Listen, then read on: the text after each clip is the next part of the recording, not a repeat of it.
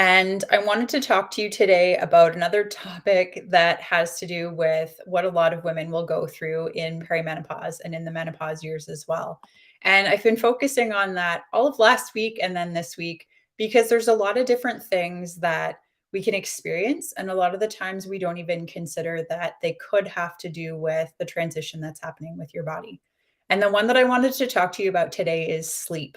Sleep is something that we often can take for granted, and if you're not dealing with, or if you're dealing with nights of lost sleep, this can be one of the most frustrating things to go through because it it changes your entire day. It changes the way you can function cognitively, so it's very hard to concentrate and focus if you're not getting enough sleep. It's very hard to deal with if you're trying to eat healthy because your hunger hormones are very much impacted when you're not getting enough sleep.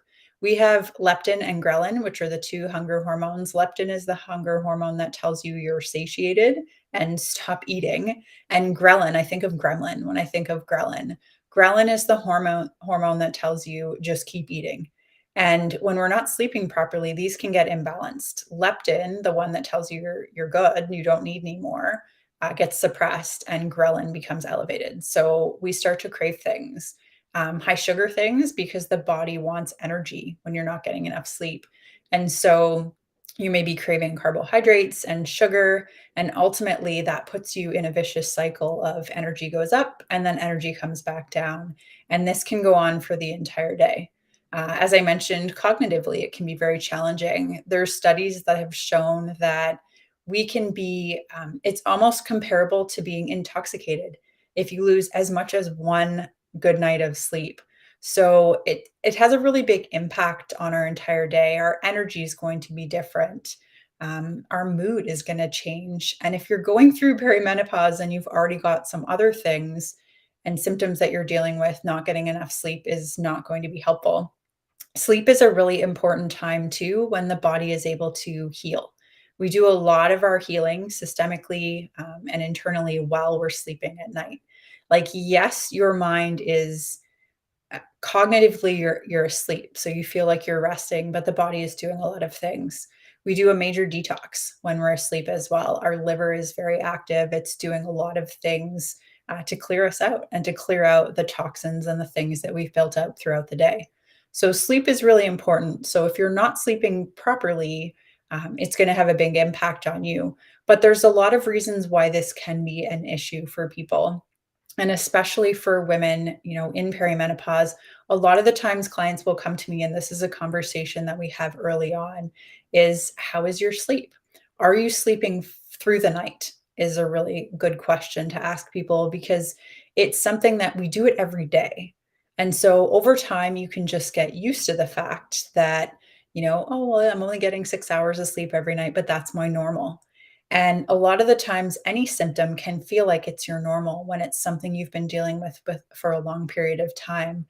But just because it's normal for you or it has been normal for you doesn't mean that it's optimal. And so, if you're not getting 7 to 8 hours of sleep per night, your body is not going to be able to function properly. And there's a wide variety of reasons of why this can happen. So again, when I start with a new client and I ask them, how are you sleeping? My other question that kind of piggybacks on that is, do you find you're the person who has a hard time falling asleep? Or are you the kind of person who falls asleep no problem, but wakes up in the middle of the night? And a lot of the women that I deal with are the ones that wake up in the middle of the night. And what's really interesting is it's often between kind of 1 and 3 o'clock in the morning is the time that most people will say, I wake up at 2 o'clock every morning, or I wake up at 3 o'clock every morning. And the interesting part of this is that according to traditional Chinese medicine, there's an organ clock. So the organ clock is what tells us what parts of our body are active at certain times of the day. And between 1 o'clock and 3 o'clock in the morning, the active organ is our liver. And as I mentioned, while we're sleeping, our body does a pretty major detox. It's clearing out all the things that we've dealt with throughout the day. the toxins in our food, the toxins that came at us in our environment, the toxins that touched our skin, all of the things. So if you're waking up between that 1 and 3, that liver time throughout the night, this can be a sign that either you have a sluggish liver and it's not able to do the detox as it should be, or that there's a really heavy toxic burden on your system. And ultimately, a lot of the times when clients are dealing with this and they're waking up throughout this time, and we can support the body and give the organs or the liver what it needs to be able to detox properly and work to reduce some of the toxic load that you're encountering every day, the sleep will resolve itself over time. Because when the body is functioning properly, you should be able to sleep throughout the night. There's also between 3 and 5 is lung, which some people will find they wake up at 4 o'clock in the morning. And this doesn't mean that there's something necessarily going on with your lungs, but there's other things that could be a factor here as well. If I find anyone's waking up between 3 and 5 in the morning, I always want to check mold, which is an interesting one. And a lot of people don't even consider most of the time. But if mold is a problem for you, hormones are not going to be properly in balance. Mold hides things. Mold causes all kinds of havoc in our body, and it can be when someone has hormones that just don't make sense and there's issues. Mold is the first thing that I often check because it causes a lot of problems here. So, aside from this, what are the other factors that can cause you to wake up throughout the night or to not sleep constant or steadily through? So, if you're the kind of person who has a hard time falling asleep, you're maybe tired all day long and then you get in bed at night and you're wide awake. This is like a tired and wired pattern that I see sometimes with women as well. And this is an adrenal pattern. This is typically a sign that your adrenals are overwhelmed, overburdened. And this is an area that needs support for you. So if this is something you're dealing with, this is something I can help you with. I mean, any of these things, if you're not sleeping properly, please don't just accept it because it's not going to get better on its own. And this is where it's really helpful to be able to test you and see what is going on with you. What is the imbalance in your body and what does it need? But anyways, so yeah, tired and wired is the not being able to fall asleep at night. Waking in the middle of the night, there are other factors that can be here as well. So it could be the liver, as I said, it could be the organ clock is causing an impact here. But the other things that are typically things that I see, parasites, which I will talk about a little bit more later this week as well, because we do have a full moon coming up on Friday. And if you're someone who has worked anywhere in customer service or anywhere around people or in a medical sense, you probably understand that people are different around a full moon. And something that I never understood in the past, I worked in retail for like half of my life. And I remember we always used to joke that "Oh, it must be a full moon because people are different. Their behavior is different. More short tempered, they're more irritable. And a lot of this has to do with parasites. And I never understood that in the past. But parasites can affect our brain chemistry, our neurotransmitters, our behavior. They can impact our sleep as well. The night is a time where parasites are more active. So it's a time where definitely if you're having problems sleeping, it could be a parasite thing.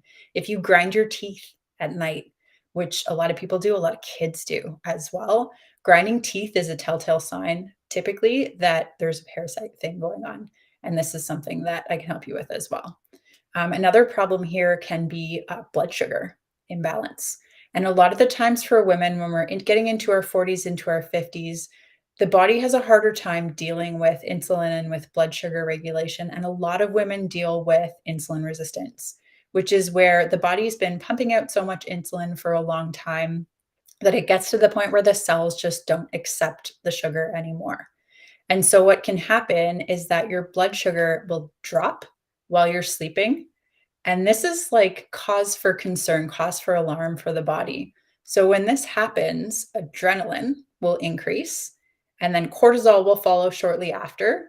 And the purpose of this is to wake you up because when blood sugar drops, ultimately that's hypoglycemia, and it can be an emergency if it goes too low.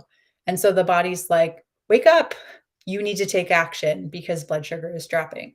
The increase in cortisol will bring blood sugar up as well, but this can be the reason why people wake up in the night. And a lot of the times when I ask clients, "Do you sleep throughout the night?" A comment that I'll get is like, "I get up 1 or 2 times a night to pee, but other than that, I can fall back asleep."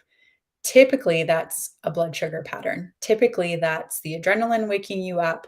Then you're already awake. So then, your mind says, well, I might as well pee while I'm awake. Because our body releases a hormone when we go to sleep that turns off the urge to go to the bathroom, the urge to pee. So you should be able to sleep throughout the night. If you're finding you are waking up to pee throughout the night, I challenge you on that because it's probably not to pee. There's probably another reason. And if that's been a constant for you for a long time, this is something I can help you with to figure out what's actually going on with you. Another problem that we see with sleep is sleep apnea. This is again typically an insulin pattern. This is a blood sugar issue that's going on. And what happens when people have sleep apnea is they will actually stop breathing throughout the night. So, this is a pretty concerning situation, but this is also something I can help you figure out what's going on with your body. Because ultimately, any symptoms that you're having, if it's not sleeping properly, if it's, you know, not being able to fall asleep, not being able to stay asleep, the sleep apnea, any of the issues that you're dealing with, every symptom has a cause. And when you go to your doctor and the medical approach to look at things is like they see symptoms as the problem. So the solution typically is to put you on medication because, oh, we need to make this symptom go away. We need to make this symptom less of an issue. But every symptom has a cause, every medication has a side effect. And the reason that you're having symptoms is because the body is trying to tell you something is not working properly and something needs your help. And so ultimately, the longer we ignore symptoms, I mentioned this yesterday, the symptoms start as kind of a whisper, as like, hey, something needs your help. And eventually, it's like a full on alarm. The body is screaming at you, I need help now. So, the earlier you start to pay attention to these symptoms and start to figure out what your body needs, what's going on, and give it the support, the sooner you'll be able to start feeling better. And ultimately, you can avoid the 3 alarm fire, the complete panic from the system. So, if you're dealing with sleep issues, reach out anytime. This is definitely something I can help you with. You may have gone to the doctor. You may have had testing done for this. Um, Even if you haven't found a solution yet, that doesn't mean that there's nothing that can be done for you. It just means that the person or the people that you've reached out to for help haven't been able to figure it out. But that doesn't mean that there's no solution. So, I mean, I know for myself in the past, I was diagnosed with MS when I was 22 years old, and I went through a long series of doctors saying, "Well, that's just you. There's nothing we can do. We don't know what to do with for you. We can't help you." And ultimately, what I realized was that anytime someone tells you there's nothing we can do, I really wish they would just say to you, I don't know how to help you because there's always something you can do. You just need to find the practitioner or the person that's willing to help you dig deeper and figure out what the solution is for you. So, if this is something you're dealing with, as I said, if you're dealing with sleep issues or if you're dealing with any perimenopause symptoms as well, reach out anytime. I'd be more than willing to help you. We do an initial consult or initial assessment when we start working with new clients, which involves 2 calls. So, we do an intake call because we want to know everything about you. Not like a doctor where you only have 5 or 10 minutes in there. I want half an hour with you. I want to ask you all the questions and get your full history so that I can really help understand what's going on with you. And then we will test you. We use quantum nutrition testing or quantum reflex analysis to test your body to figure out where the imbalances are and what the body needs to get back into balance. And then from there, we can talk through the results that we got for you and what the next best steps are. So, if you're looking for support, reach out anytime. I hope you found this valuable. Please just understand that not sleeping is not going to help you. It's not gonna help you stay healthy, it's not gonna help you improve your quality of life, and if you're going through perimenopause and you're already struggling with sleep, more symptoms typically follow when something starts to happen, so don't ignore it. And if you know anyone who's struggling with sleep, if you know anyone who's coming to work tired every day or is complaining that they didn't sleep well last night or, keeps waking up throughout the night, share this with them. I would be more than happy to help anyone who's struggling with sleep problems. This is something that I've struggled with in the past as well, and I completely understand how frustrating it can be, A, to not sleep well, to have to go throughout your day, after not sleeping well, to try and, like, navigate all of your daily activities and routines when you haven't gotten the proper amount of rest, and I also know how it feels when you try and get support and you kind of get brushed off or told it's just you or it's a normal part of aging. In my opinion, that's not okay.